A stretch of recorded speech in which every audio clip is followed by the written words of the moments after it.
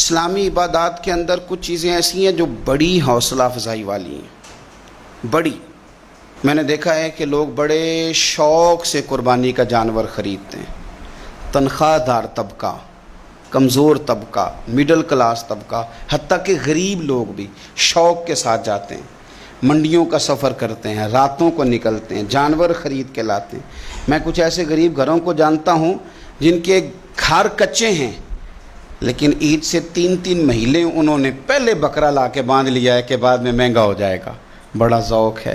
میرے مالک کی بارگاہ کے اندر یہ جذبہ بڑا قبول ہے، لیکن کچھ لوگ ایسے ہیں جو مختلف بہانے کر کے، ہیلے کر کے، سستی کر کے، اگرچہ یہ تھوڑے سے ہیں، زیادہ نہیں، یہ تھوڑے لوگ ہیں جو دور ہٹتے ہیں اسلامی تعلیمات سے، کبھی کوئی رنگ اختیار کر کے، کبھی کوئی فلسفہ بیان کر کے، کبھی کوئی کہانی سنا کے، کبھی کوئی سٹوری سنا کے۔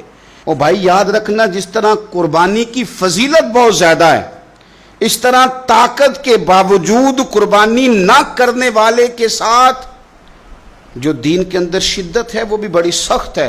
میرے رسول پاک صلی اللہ تعالیٰ علیہ وسلم نے ارشاد فرمایا، حضرت ابو ہریرہ رضی اللہ تعالیٰ عنہ حدیث کے راوی ہیں، حضور صلی اللہ تعالیٰ علیہ وسلم نے ارشاد فرمایا، جو وسعت کے باوجود قربانی نہ کرے، طاقت کے باوجود قربانی نہ کرے۔ اللہ نے استطاعت دے رکھی تھی لیکن اس نے اہمیت ہی نہیں سمجھی، یہ اس طرف اس نے توجہ ہی نہیں کی۔